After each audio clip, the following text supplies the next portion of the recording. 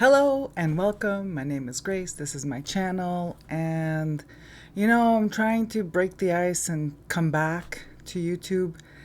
And I thought, okay, I was going to start with Q&A, and it was going to be one of those pre-recorded Q&As because I have received numerous questions over the years. It stands to reason. I've been online for like a quarter of a century. And I've never done one. I don't think I've done a Q&A. Anyway, but that felt really daunting. So instead, I went through all the questions, which a while back I had posted to my Instagram in a total panic that I lost my notes. Because, when it comes to what I do here on YouTube, I use analog notes, handwritten notes, right? So I had misplaced my notes. And in a panic, I posted on Instagram, and many of you came to my rescue. Thank you so much, and added some, which you're, of course, welcome to. But here's the thing. I decided that instead of launching in with the Q&A, because that felt really daunting, I'd start with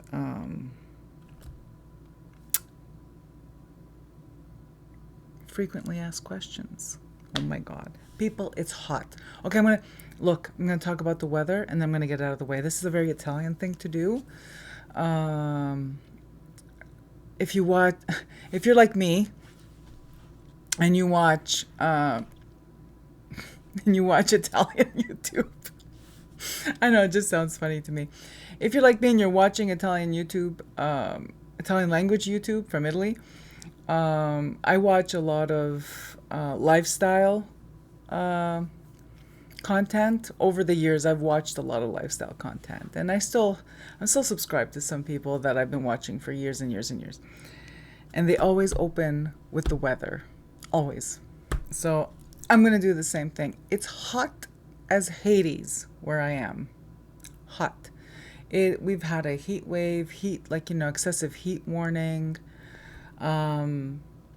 It's not as hot as it's ever been because we've gone to 105 Fahrenheit, or like even 50 degrees Celsius. Where I was working a couple of years ago, that was the temperature in my car when I got into my car after work. So, but it's hot. Oops, sorry. It's hot. And I don't like the hot.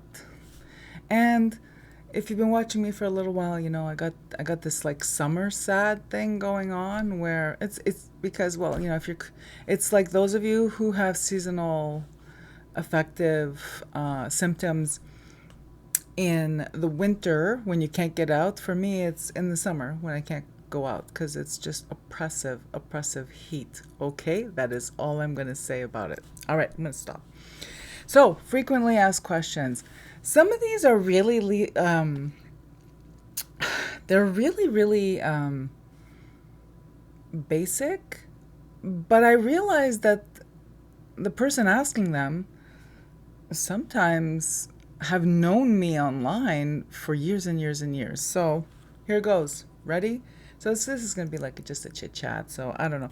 And I'm not going to be showing anything. So if you want to, wash your dishes or, do whatever, fold your laundry, whatever it is you want to do, make some art, craft, while I drone on and on in the background, I'm really grateful that you're listening. All right.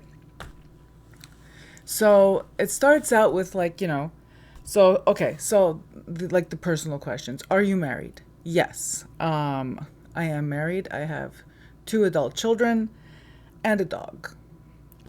Do I have any tattoos? No, I cannot.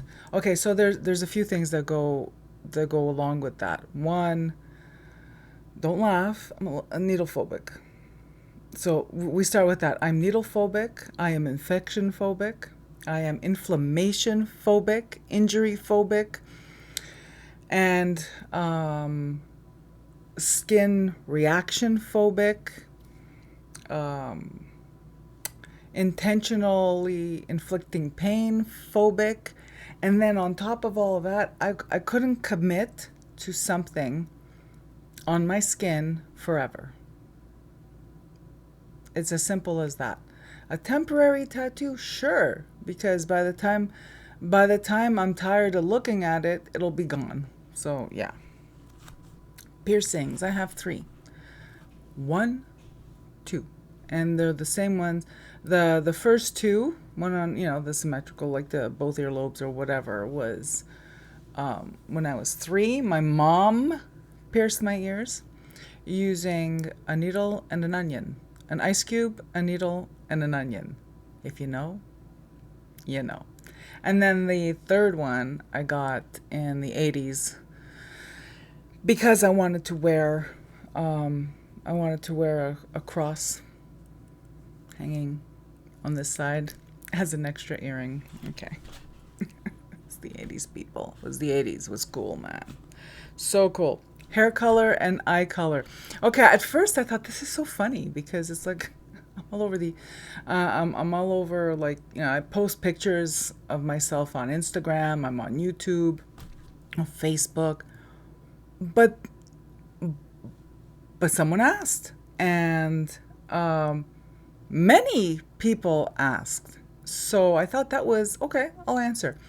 My hair this is its natural color. I have not dyed my hair in the last time I dyed my hair was 2017, because the goal was that when I turned 50 I wanted to grow out gray hair. Well, joke's on me, guys. I have some gray hair. Usually those are the ones that shed first. So yeah, so this is my natural hair color. Yes, it is a light brown auburn color, like in person, and my eyes are hazel. Okay. It's so weird. Like, like to be like on camera and saying what color your hair and eyes are. But I get it. You know what I mean? It's like, yeah, I guess it's different depending on the lighting and all that stuff. And honestly, I like to know that kind of stuff too. So thank you, all of you who asked. All right. Signature scent. Okay. So I frequent, okay, not as much. It's been a hermit year, but I frequent different spheres on the internet. And in the perfume sphere, there's some people who watch me here, who came here through, I think I have 4 perfume videos up, or 3, I'm not sure. Just because they take so much time to prep for, but I plan to make another one this year. Anyway, and then there's people who I know from the tarot sphere that are also into perfume and stuff like that. This is my signature scent. I'm going to put it here because the door behind me is white. This is Cody Wild Musk Vintage. Oh my God, I don't know if you can see that. Yeah, this is vintage. The current one, that whatever's available at Walmart is Drek, people, absolute Drek. So it's the vintage. This is my perfume cupboard that I'm sitting right beside. So at some point I'm probably going to, I guess, record something in there. I don't know. It's kind of weird with all the, it's there. I've been collecting perfume for, I don't know. I don't even know how long I've been collecting perfume. You know why? Because when you're young, like when you're a child, you just collect, people give you stuff and you keep it, right? It's kind of cool. But I only started intentionally collecting, I want to say, 20 years ago. I don't know. Anyway. This question comes up so much. A lot. I might as well just answer it. Okay. You don't look whatever age, and if I mention my age or something like that, or Oh my God, I had no idea you were that old. You don't look that old. First, I'm going to preface this by saying that it was Gloria Steinem who said that women have been lying about their age for so long, nobody knows what 40 looks like, 50 looks like, and all that stuff. That was before the age of cosmetic procedures and fillers and yada, yada, yada. So I'm going to first answer what my skincare routine is. Okay, first of all, people, let's start with. Okay, no. I'll go with the first question. Have I had any procedures? Remember about the tattoos? I said I am needle phobic, infection phobic, complications phobic. You know, I'm a nurse, people. I know too much about what can go wrong because I've seen it clinically. That no, I have not. No Botox, no fillers. Nobody touches my face but me, and even I'm not allowed to fuck around with it too much. So I think it's a lot of it has to do with low res, poor lighting, poor makeup, poor lighting. That is probably what you're seeing. Um, Good genetics. Primarily, I stay out of the sun, and I don't know what to tell you, people. Um, but low res, good makeup and low res. And when I say by good makeup, I mean light reflecting makeup, which I will get to because somebody asked. All right, so no procedures, and and my skincare routine. Oh my God, people. Okay, so when I answer this in DMs, because you'd be surprised, I get more questions about my skincare routine, like it's cyclical, than I do probably anything, and it's kind of weird to me because I don't have one. I I'm gonna say I'm going to answer here what I answer every time somebody DMs me. When I was in my early 20s and worked as a nurse's aide, my first job as a nurse's aide, okay?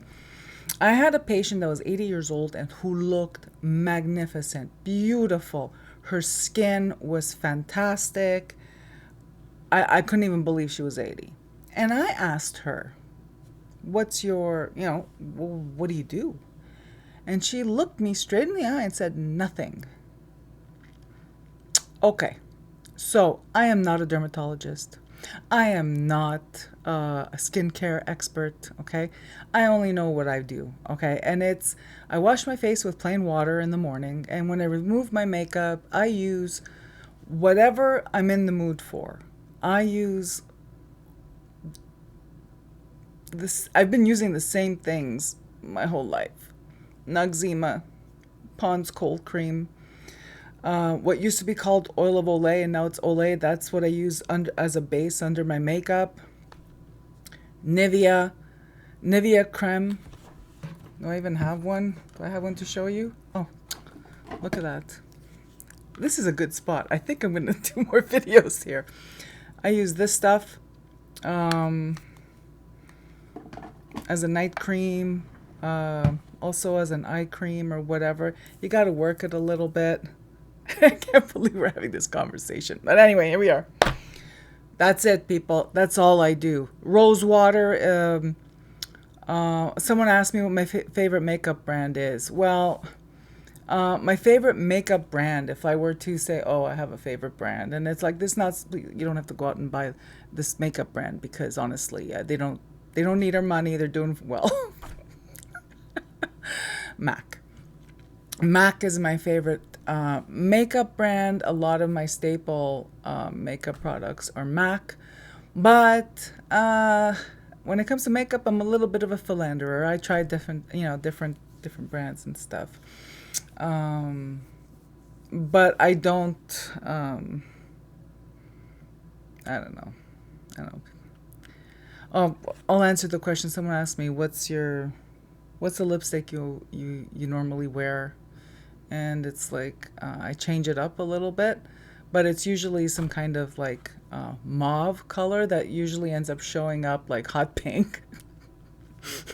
So I switched to mauve a few years ago when I turned 50 because I wanted to try something new, and that's what looks hot pink on camera. Oh my god, this is like so weird. Okay, I'm gonna keep going. Again, thank you everybody who sent me these questions. A lot of them were repeat questions, like, more than one person sent me the same question. And again, I think a lot of it has to do with the fact that I inhabit different spheres on the internet. So thank you again. All right. Okay, now favorites. We're going to start, now it's a whole list of favorites. So favorite novel. Favorite novel of all time, I think I may have mentioned it on my channel, is Frankenstein by Mary Shelley. The first science fiction novel, and I just, every time I read it, I get something else out of it. It's been my favorite novel now going on, oh my god, people, it's 30 years? Wow, at least 30 years since I read it for the first time. Next.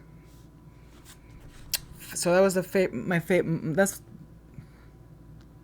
sorry, it's like I glitched there. Favorite novel of all time, Frankenstein by Mary Shelley. I'm trying to think if there's any other like novels that stuck with me.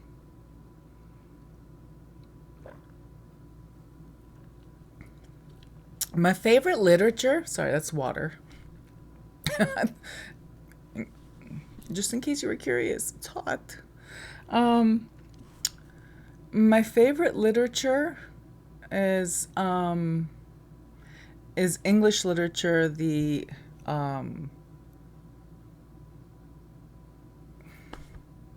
neoclassic and romantic era. Sorry, I was buffering. Okay. So that's favorite movies. Or favorite movie of all time. I don't have a favorite movie of all time. When I was younger, I did. Casablanca was my favorite movie of all time. But also when I was a teenager, I had this like really insane crush on Humphrey Bogart. So there's that. And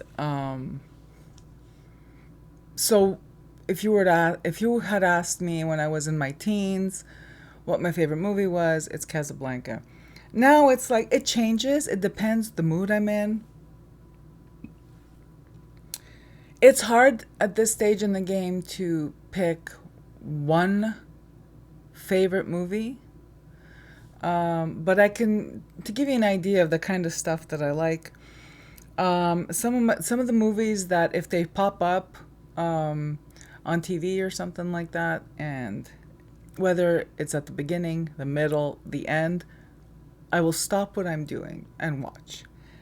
And some of these are Silver Linings Playbook, American Hustle, same director, same similar, like overlapping actors. Arrival's a good movie. I really enjoy Arrival. TV series. Okay, so again, it's like, what, of all time? I don't know. Well, no, I lie. So I grew up in the 70s. Don't judge. My favorite TV series from, like, if I go for nostalgia, is All in the Family. Hear me out. Archie Bunker was a really sweet dad. I'll leave that here. Okay. And that distracted me. So right now, what am I enjoying? So we have Mad Men on repeat at our house. So every night when we have supper as a family, it's something that is very important to me. And as we sit around and sit at the dinner table for supper, we have an episode of Mad Men going. and I don't know which round this is of the whole season, but we'll watch the whole season through and then we'll start over. Sometimes interspersed with other series, such as Justified is another one that I really, really enjoy.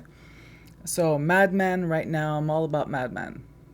Um, when I when I cycle through Mad Men, then it's Justified.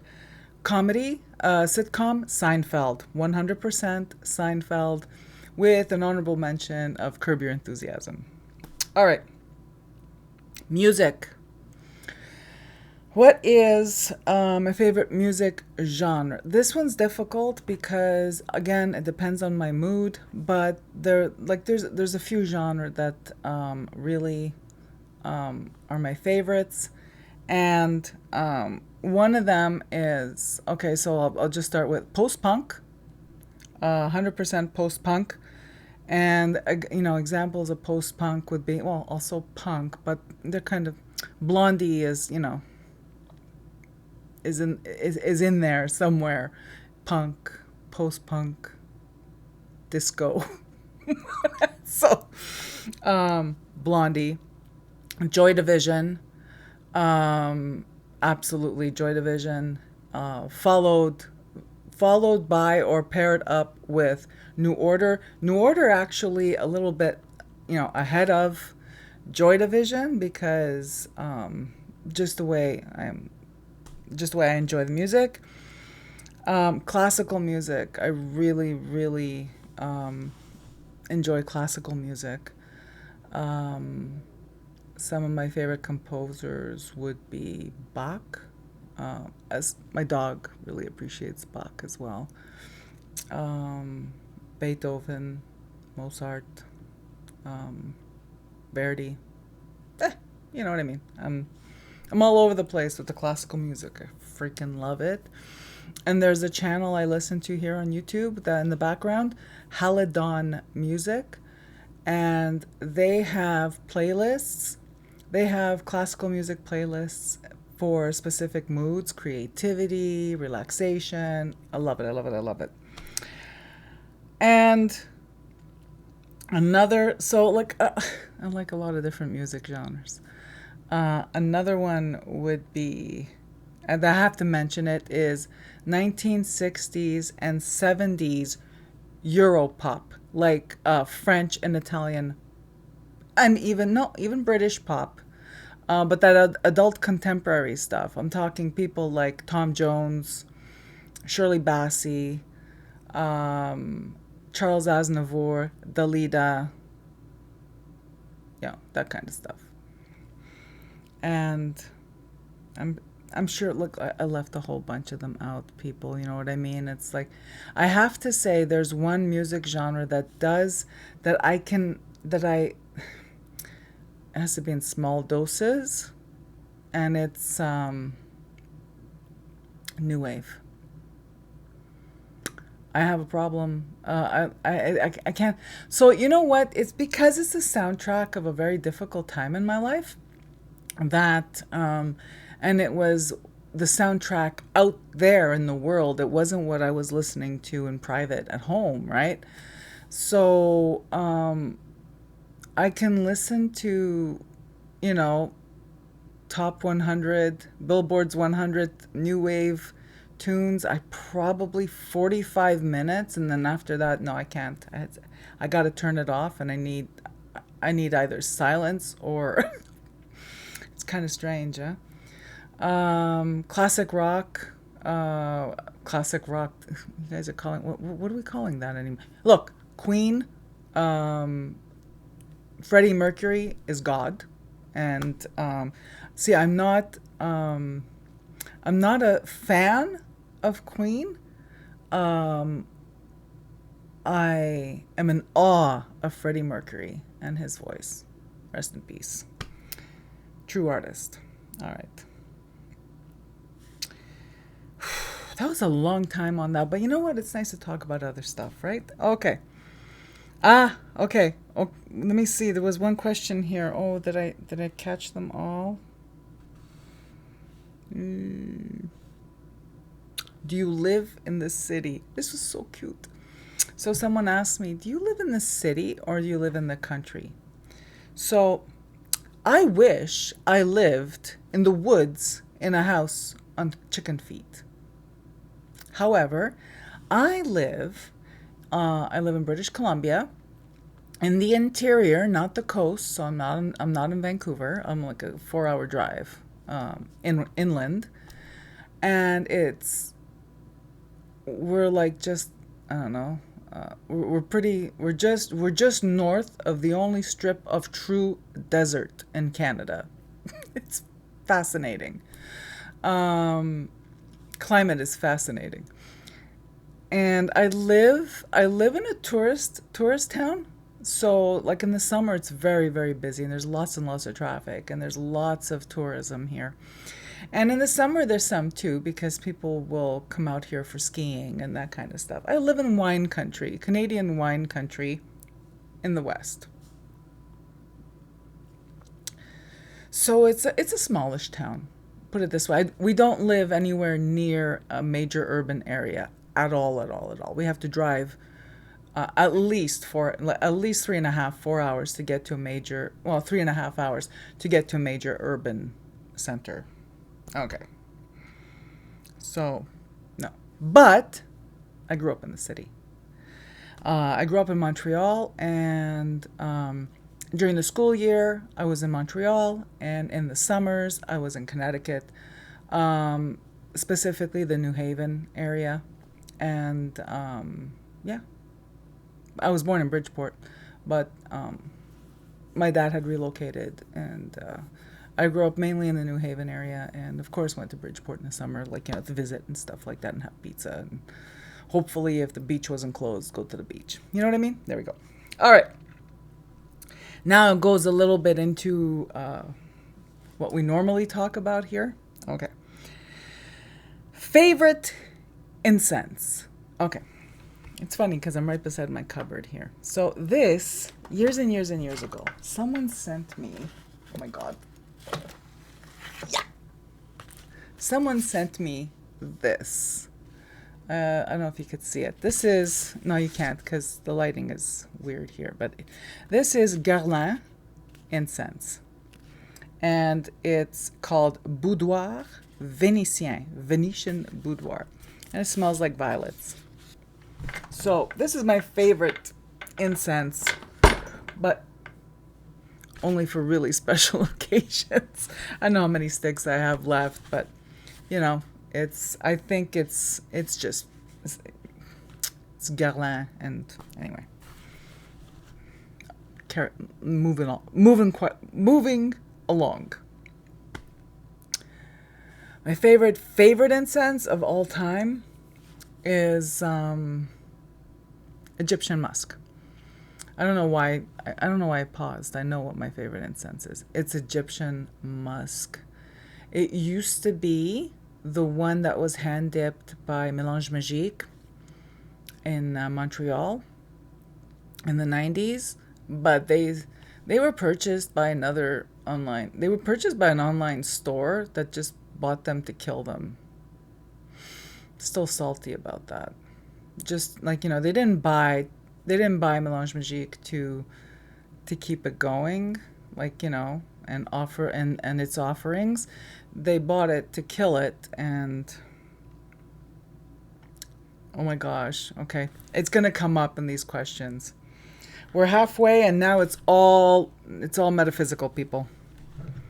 And my foot's falling asleep. Oh my God. I won't be able. Oh my God. Okay. Stop. Okay. I'm punchy, people. You know what? I think I mentioned in my video where I was doing the crafting, it's like I had like a really quiet, like, you know, really hermit, like really strong hermit spring and early summer. And I'm just coming out of it now. I'm very animated and Muppet-like. My favorite Muppet, Cookie Monster. Okay. That was a question. It just wasn't here. It wasn't on my list, but someone asked me that. My favorite Muppet is Cookie Monster. Let's go into, so favorite incense is Egyptian musk. Oh my god, my favorite musk. My signature scent is Cody Wild Musk. But you know, like those head shop oils and stuff like that, my favorite is Egyptian musk. But it has to be like, it has to be that sweet, resiny Egyptian musk, which sometimes I gotta say I've had some like pretty bad luck with internet purchases and stuff like that where the Egyptian musk was like, I was anosmic to it. I couldn't smell anything. So, and the brand is, it's a Canadian brand, I think it's called Flore. I think there's an accent on the E. And it is my all-time, that's the incense that when I light it, the energy feels magical. It brings me all the way back to the beginning, to probably one of the first sticks of incense I ever lit was Egyptian musk, and just fell in love with it. The first incense I ever owned was given to me as a Christmas present when I was a kid, and it was Spiritual Sky Strawberry. All right, I don't know if the tapping is, I hope the sound is good. I got my mic here, but when I did the sound test, I don't know if I was mumbling or whatever, but you know, just crank up the volume, please. Just know I have a microphone in front of me. All right. I know, I'm acting super caffeinated, and I'm not. Okay, favorite candle. Okay, so I'm gonna have to do something here, people, because my foot's asleep, and it's not pretty. Doesn't feel good. All right. Yikes. Oh, God. Okay. I'm back. So, let me just come closer so you can hear me. Favorite candle? On the daily, it's tea lights. You know what? I on the daily, like to light up my altar, my shrine, or whatever, it's tea lights. They're cheap. They're easy cleanup. They don't require they still require supervision. Excuse me, but excuse me, because I almost sneezed. You drop tea lights in a votive holder or something like that. It's pretty safe, but I still keep an eye on it, because do not burn candles unattended. My favorite Lux candles, that have ruined me for all others, is Candles of the Moon. They're really spendy. They're really spendy because I live in Canada, and the British pound is fucking strong, people. And it's brutal. It's really brutal when you're in Canada and you're trying to buy something from the UK and the exchange on the British pound is just, it's criminal. But anyway. But this Candles of the Moon is I think it's a one witch operation or something like that. Oh my God. First of all, so here's my criticism of other stuff I've tried. Just because you know how to make candles doesn't mean you know how to blend fragrance. And it's a very, very special artist who can craft beautiful, meaningful objects out of wax and blend fragrance expertly. So yeah, so it's a splurge. It's actually, I ask for Candles of the Moon, I think twice a year. Birthday, Christmas. That's my favorite, people. So nice. And they last a long time, and the fragrance, like I said, it takes this is not sponsored. I buy my own stuff, or rather ask for my husband to buy my own stuff. It takes, I'm very, I'm very, I'm impossible to please people. I can't stand myself. I can't even please myself. And like I said, it takes a really, really talented artist to both create objects of art out of wax and blend fragrance the way she does. All right, that's enough. But you know what? It's tea lights all the way for me, most of the time. And my DIY votive holders.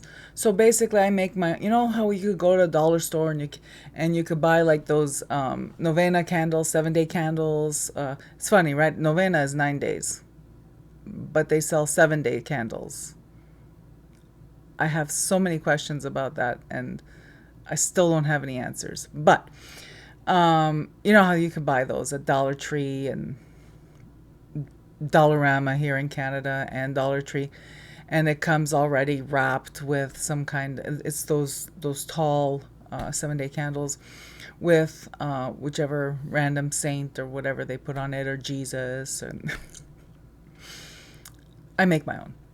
I make my own out of recycled jars. You know what I mean? It's like, if I have, my favorite is rouse to spaghetti sauce or pasta sauce, because of the shape of the jar. It accommodates a smaller pillar candle if you want to do that. If not, seriously, I just drop a tea light at the bottom of one of those, and I have it wrapped with whatever artwork that I either made or printed up on my color printer and stuck on the glass.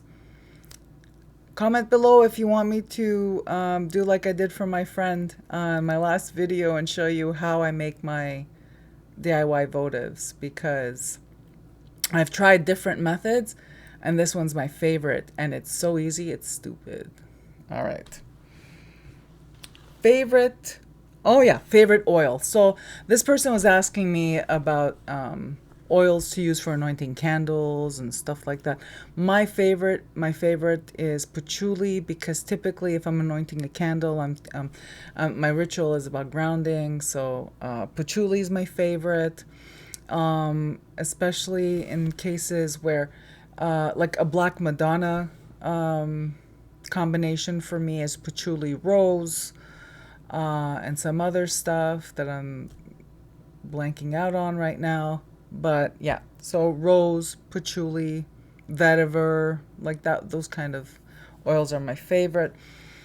I prefer not to use essential oils because I have a pet, my dog, and what we think is safe for our pets is not. The list is like all this, all the commonly used essential oils are not safe for pets. So be informed. So I prefer to use synthetics. They work fine for me for magic. Seriously, results oriented people. I don't need to flex and say I only use essential oils. No, I do not use them. If I can get away with not using them, I prefer not to. But I do love resin.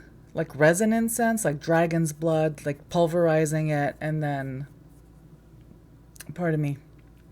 steeping in, like, infusing oil with dragon's blood, copal, frankincense, myrrh, whatever, benzoin. I know the question was about oils, but my favorite, those are my favorite resins. Mastic, if I can get it. All right. Favorite magical tool? Pen. Favorite witchy altar decor style. Okay. So the person who had asked me about this, they were like new. Welcome. They're new to this metaphysical lifestyle, is what I call it. Metaphysical worldview. And they wanted to surround themselves, like they just asked me, what's your favorite decor or whatever.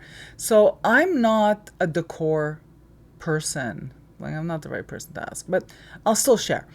I'm not a decor person. My home, my decor is all stuff I love, stuff I use. You wouldn't walk into my house and say, "Oh, this is in such and such a style." It's like, no. If anything, the best way to describe my house is college roommates. But I will answer because I did mention, like, this person doesn't know probably because I don't know if they even watch my videos. But I don't. A while back, I got rid of anything that was overtly uh, marketed, anything that was overtly mass market witchy. So, um, no, none of that. I don't know. Best way I could describe it is if you go on the internet and you search metaphysical stores online, um, and you see what you bring up, right? And you compare all these stores, which they kind of look like Amazon for witches. They all are getting their stuff from the same place, mass produced in Asia. Um, Not that there's anything wrong with that. It's like, if that's your thing, please don't be offended. I'm not offending anybody, and I don't mean to throw shade. But what I'm saying is that for me, it does. I don't. Having spent a lot of time in metaphysical stores, I don't want my sacred space to feel like a metaphysical store. Full stop. So for me, it's all about either handcrafted by me, by other practitioners, and thrifted. And thrifted items then upcycled by me or modified or whatever.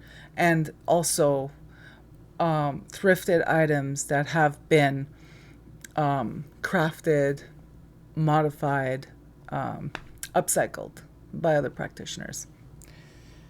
Nothing overt, nothing mass produced that would show up under the heading witchy online. Okay, or anywhere else for that matter. Favorite, we're almost there, people. This is a bit of a long one, I'm sorry, but you know what? It's nice to catch up, right? And it's nice to talk about different stuff too. At least it is for me. I hope it is for you.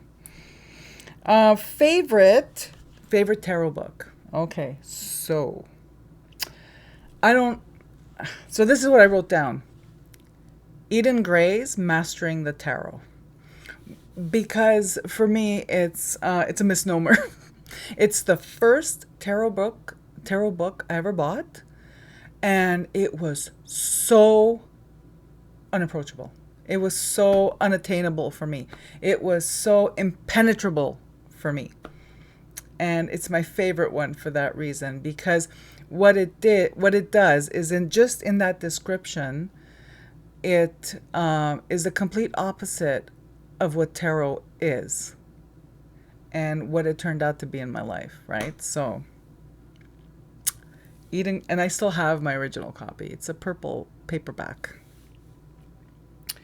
Favorite witchcraft author.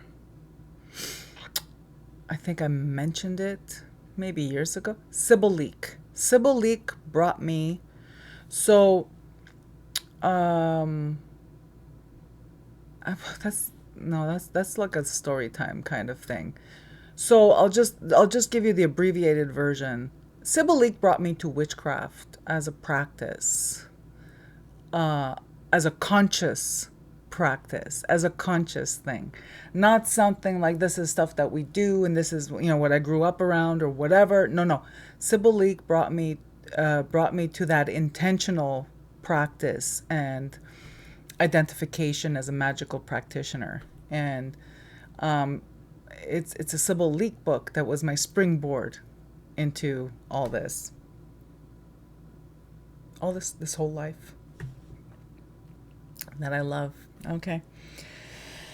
Oh, I know my posture's terrible. I'm leaning forward. So I've been sitting on the floor for quite some time. Okay.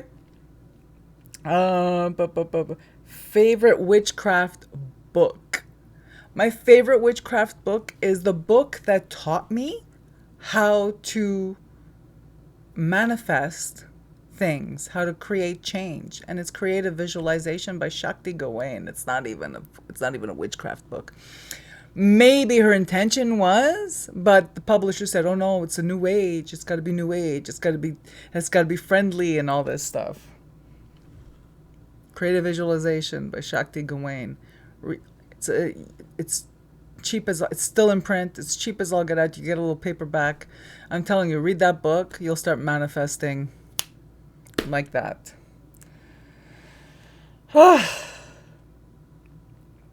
Favorite tarot deck. Okay, so like I did with the movies and the TV stuff and the music and all that stuff. I gave you like these are some of my favorites, but that can change depending on my mood. But right now, my favorite tarot deck, if I were to pick the one that's on my desk every day this year, it's the tarot that I cobbled together from Soul Cards 1 and 2. So I did something that I'm just going to allude to. What I did was the cardstock was just difficult for me. I assembled. I took the deck that I made out of the Soul Cards 1 and 2, and I made myself a copy I could shuffle. Just for me. I did that locally, and it was very helpful. All right, so that's my favorite deck.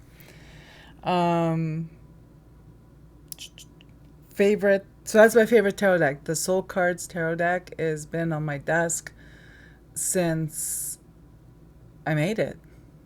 Like since I cobbled it together. I had none of the cards have ever been switched out. It's never been I never changed my mind about what the 78 cards are. The only thing that I changed my mind about was I think I added 4 cards that are like not tarot. They're like oracle cards because they represent 4 different facets of something. That's my favorite. Imagine. I have other favorites, but that's the one that's been on my desk since I cobbled it together. It's the one I turn to for myself, for especially spiritual matters. My favorite oracle deck, Living Altar. Again, the guidebook is modified, like seriously modified, to suit my needs. And Living Altar is an oracle deck that is constantly in use by me since I got it. I want to say 4 years ago. Wow. Okay. Someone asked me, what's your favorite Lenormand? None. Zero. Keep that shit away from me. I hate Lenormand. Oh my god. Okay. So the person who asked me most recently, and like everyone else got an answer. I said, no, for me, Lenormand is get that shit away from me. I don't even have. Okay, I lie. I have a Lenormand that just happens to live inside another deck, but I don't read it as a Lenormand. And the reason being is that I feel that Lenormand is a deck of cards created very much like Sibylla or the other kind, Kipper, I imagine. I don't know because I never really took a good look at Kipper, but any kind of cartomancy deck. If you were to objectively look through those cards, you see that they're basically used to frighten your client into giving you money to help them, because of all this bad shit that's going to happen if they don't. You heard it here first, people. Okay, maybe not. Maybe you heard it in another one of my videos first. Okay, in a previous video. My favorite ritual. Okay, so the last two is like, practice related. Let me see. Okay. Did I miss anything? Oh, I think music, I forgot to mention Echo and the Bunnymen as one of my favorites, but okay. Let's go back to what the task at hand. It's almost, look, it's 50 minutes, people. I might be able to wrap it up in under an hour. Favorite ritual. I have to say that it's not so much the ritual. My favorite time of the moon cycle is the dark moon. That is, I'm totally a dark moon baby.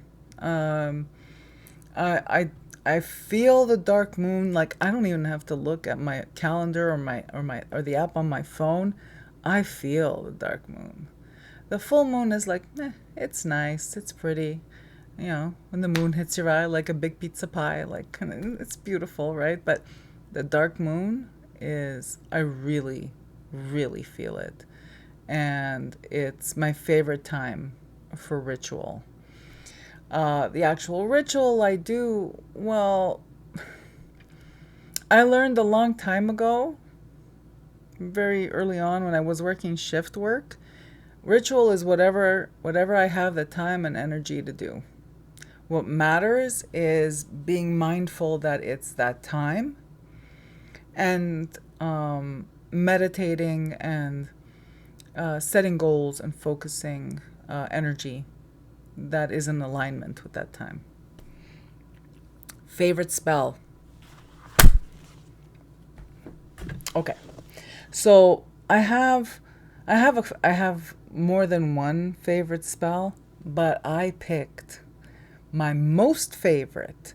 And this one's my most favorite. There's two, but this one's my most favorite because I shared it starting with one person in 1997. I did this spell, like I cast this spell in 1997, and I got incredible results that still persist today, that are still present today in my life. And I shared it with one person, and they had the same result, and they shared it with other people, and it's been shared. I can't even tell you how many times. It's been on my website. It was one of the first things I posted on my website in 1998. And I hope I remember, but if I don't, please, in the comments, don't be shy, prompt me. The right relationship spell. It's not a love spell. It's not a specific spell to garner the attention or the love of a specific person. No. It's the right relationship spell. Leaves it open to whatever the relationship is that you are seeking. It leaves it open to any kind of relationship. It is, it was my intention when I took a um, very old spell that I found, of all places, the public library. Guys, when I started out, the public library had these obscure books, or when I started out, I used to find my witchcraft in novels, in fiction. And I don't know, it's still, but I still, that's still a lot of what I do is still heavily informed from those early days. So I crafted this spell, and it's appropriate for everybody. Age, gender, the kind of relationship, romantic, friendship, business, doesn't matter. It's reliable. And my favorite thing about this spell is the people who have cast it, who have done it, and have come back to me with their results. And in the early days of my website, when I first posted it, and the internet was a slower place than it is today, right? People would email me and I would ask them the question, what was your turnaround time from casting the spell to meeting the person and identifying that that's who they are? And it was always 3 months for the longest time, for years. When people would email me their result, that they were happy with the result, turnaround time was 3 months. And when people emailed me to say it didn't go to plan, it was they all had the same insight to offer. I was not clear with what I was looking for, and I was not clear with what I had to offer. So, if I forget to link that spell below that goes, on my website, let me know. Just pop a comment and say, "Hey, you forgot the link for the spell." and I'll post it. If not, it's in the link below. And if you do try it out, and you feel so compelled to, let me know how it works out. All right. That was a really long monologue. Thank you, everyone who sent me these questions. Thank you all. Thank you all who send me other questions. I'm thinking of I don't know if I'm going to do a Q&A or if I'm just going to start recording videos that address the questions that people have sent me. Some of them have to do with Italian folk magic. Some of them have to do with tarot and divination. Some have to do with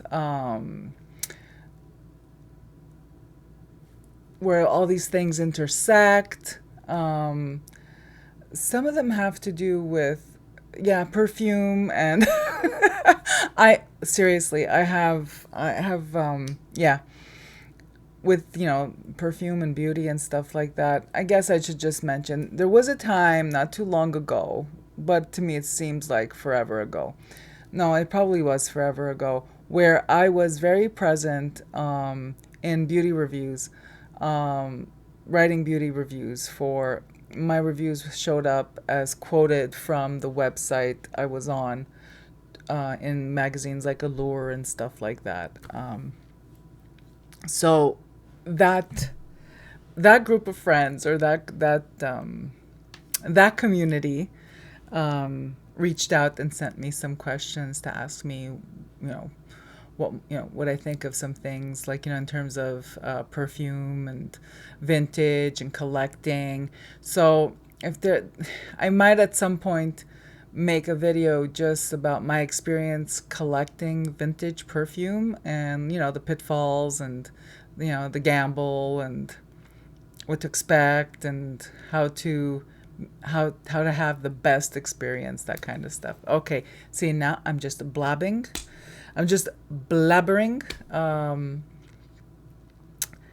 Again, thank you all for all those questions and all. Okay, I have to add one more thing. All of you who send me those beautiful email letters, thanking me for writing Italian folk magic, Rue's Kitchen Witchery, you have no idea. It makes my heart happy to read that my book has affected your life, and it has touched you deeply, and it has reconnected you with your heritage. And not all of you are Italian. Like, it's connected you to your respective heritage, because my goal writing that book was to conserve what I remembered and what I had documented, in in order to have a reference for myself, my kids, people in my community. And it's absolutely incredible to me, incredible that 6 years after publication, I still receive your letters. Thank you. Thank you. I appreciate everyone who watches me here. I appreciate you all. I appreciate, life is good, man. Life is good. So thank you all. I love you all. Wherever you are in the world, stay safe. And I'm wishing you a beautiful day. Bye-bye.